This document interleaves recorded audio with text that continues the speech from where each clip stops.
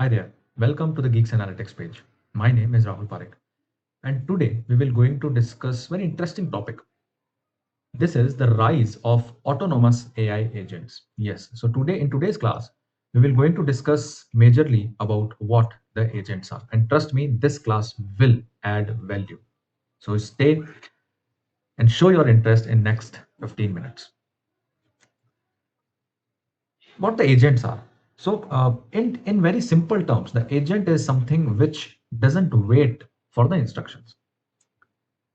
So, for example, until recently, the AI did what it was told, one task at a time and one prompt at a time. So, for example, let's say you open the Chat GPT, right? And in that GPT, you gave your prompt, right? And from that particular application, you get output and done. You will use that output to make yourself better. This is how we day in day out we use AI slash ChatGPT slash Copilot or Grok. But now what the agent is, agent does something as per the goal which is provided. Now wait a minute. This is not incremental improvement so far what we are doing with ChatGPT, right?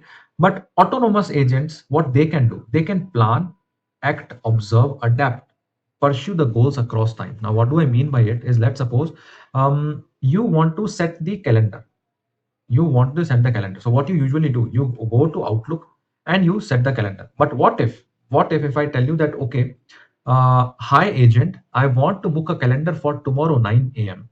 For tomorrow 9 a.m. book a calendar on Outlook, and then send the email to Rahul that the calendar is booked. And after that, after the meeting, send the MOM.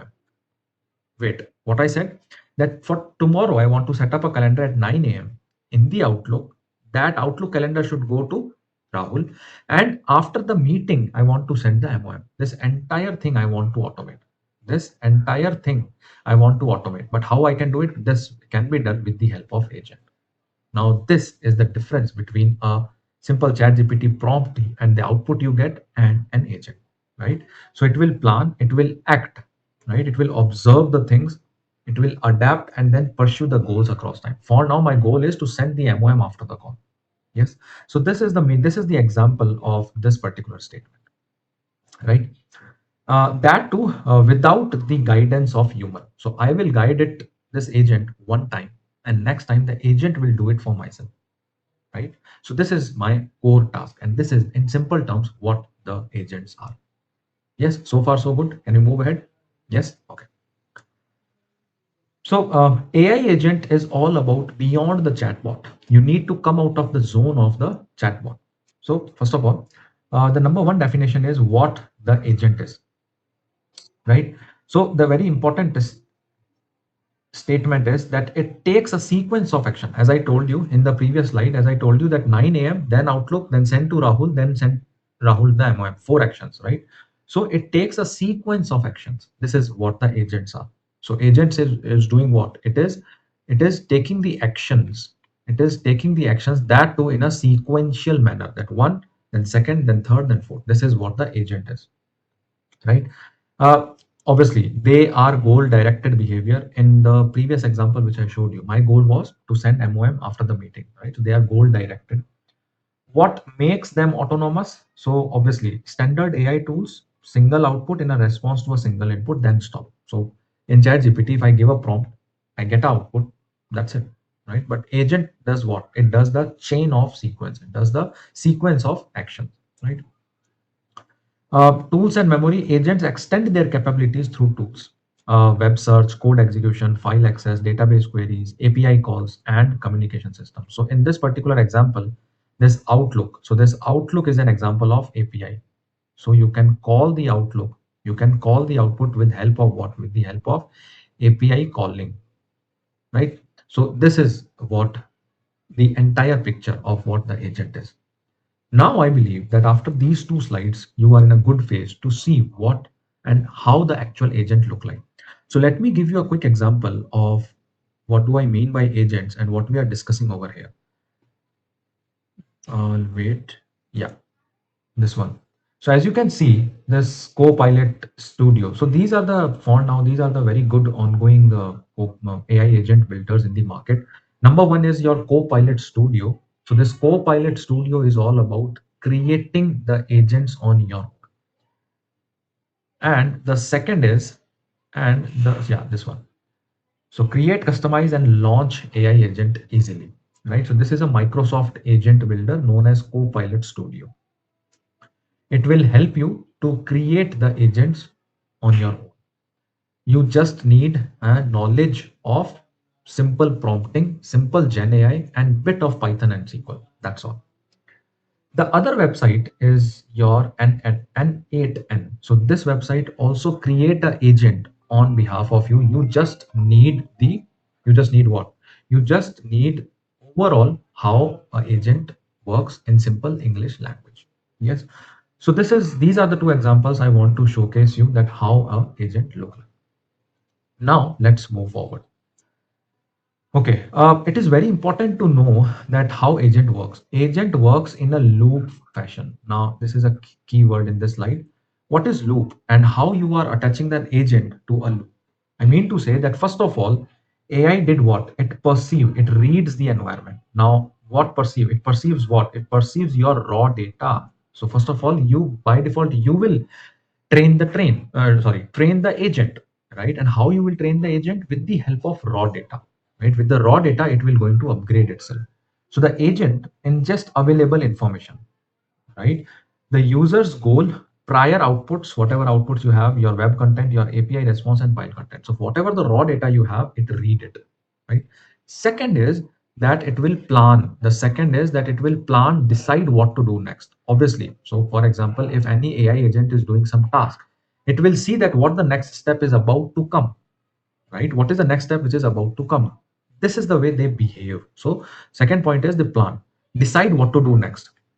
Using a reasoning model, the agent breaks the goal, subtask, and select the next action. So your agent knows what action or what next action should take. Again, going back to the example, 9 a.m., then goes to Outlook, then book and calendar, send an invite to Rahul, wait for the meeting to be done, and after the meeting, share the MOM back to Rahul.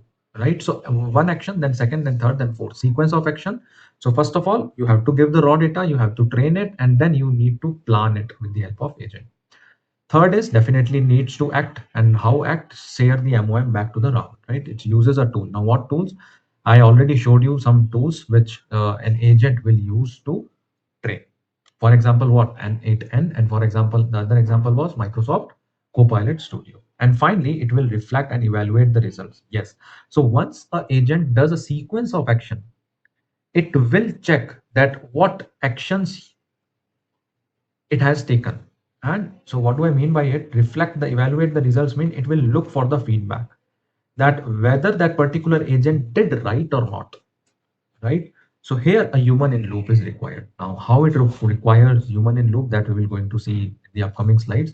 But yeah, reflection and the feedback for the agent is very important. If feedback receives good, then your agent will be stronger. If feedback is weak, then the agent will relearn and then again take the action accordingly.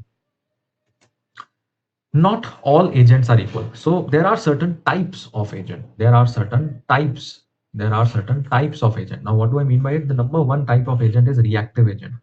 They support the chatbot kind of thing that you did some task on the chat, right? And then with the help of that chat, it will answer you. So respond to your immediate inputs without memory or long-term planning. So these are reactive agents. The other are the goal-based agents. So given a target outcome, agents plan a sequence of actions to reach it. Right. So there's a goal defined, and on that particular goal, your agent will work. The third type is the learning agent. These systems update their own behavior based on the experience, improving a task over repeated attempts. So these kind of agents works on a feedback loop. They learn on the go, right?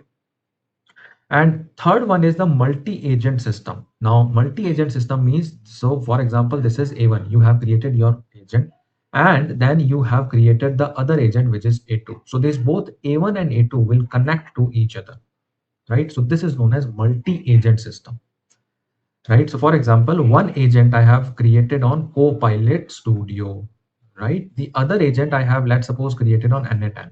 So over here, I can call Copilot Studio, and in Copilot Studio, I can call anything, right? So this is the way how you can make the multi-agent talk to each other or working each other.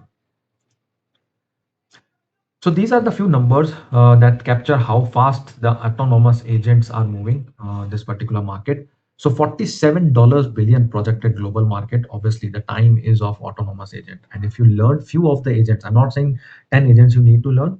Few of the agents, as I told you, N10 and Copilot Studio, Power Automate. These are the very starting to learn the what the agents are. You are good to go, right? 82% of the large enterprise planning AI agent. Obviously, the large companies have already invested billions in creating the AI agents for them. 50% of knowledge work task estimated to be automated. Obviously, whatever the work we are doing in IT industry, they will going to certainly update. Not I'm not saying for next 1 year or 2 years. It will take time for the time period of 5 years.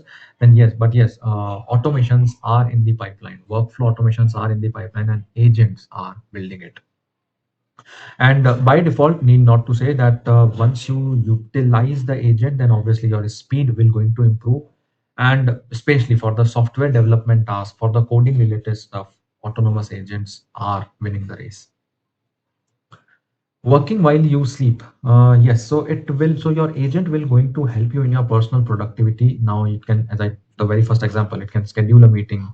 It can manage your emails. It can summarize the entire information for you, right? Scientific discovery agents running automated experiments analyzing results. So whatever the, let's say I give my agents the entire Excel file of last 5 years, so it can help me to analyze the result, and then I can ask my agent to take further actions, right? So it can does the scientific discovery. Software development, by default coding, this is already discussed. Research and analysis. Research agents search, read, report across the hundred of the sources.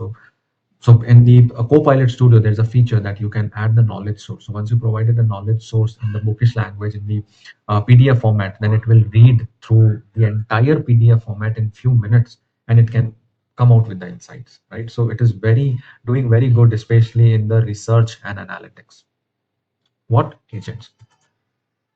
Now, building the guardrails. Guardrails means the boundaries. There should be some governance around it, right? So, human in the loop design. So, this is very key information that, as I told you in the previous slide, that the human in loop is the key. So, preserving the meaningful human oversight at the design decision points that are reversible, and limiting what an agent can access, and requiring explicit permission grant for each category of the action. That whatever the action you want to take, then definitely the agent needs the human in the loop. Monitoring and logging. It should Your agent should aware that what happened, why, and what in the sequence. So here humans should aware. So for example, if I am building a agent, so that I should know that what actually the agent is doing, why it is doing, and what is the sequence, right? So a human should know that what is the end-to-end data pipeline, or what end-to-end sequence of actions the agent is taking, right? So this is the building the guardrails. Overall, in one picture, human in the loop is the guardrail. Who is actually in charge? Obviously, need not to say we are in charge. We are humans, considering we are building the AI agents. So we are the core in charge. We should know that what it is doing, right? So for example, the central tension of autonomous AI agent is not technical. It's about the authority, and authority should be us, right? Every degree of autonomy granted to an agent is a degree of decision making removed from a human, right? The field of AI safety is largely organized around this question. So you can pause this particular video and you can read this question. This question is really very good. So again, who is the actually the in charge? Then I want to say we are the in charge. Human in the loop is definitely required. Authority should be in our hand. All right, yeah. So this is a quick introduction, a theoretical introduction about what the AI agents are. If you want to know more about the practical, how on paper what the agents are, and in practical how they behave, then definitely we have a course. You can connect with us. This is the contact information, geeksanalytics.com, and these are the contact numbers. You can reach out to us anytime, and do give the feedback the how this information did it give you the phone is 80%. So AI agent begins smarter by decision. They will become smart and smart the more the AI agent you make. The more feedback you give, they will become smart. Agent is ecosystem. Yeah, the next shift is not one agent, it is the ecosystem of the agent. That is the next shift we are moving towards. And obviously, we will learn new skills, new human roles will going to evolve. The most valuable human skill is direction, not execution, right? So autonomous agents are not the future technology, they are present one, scaling rapidly. With that, thank you very much.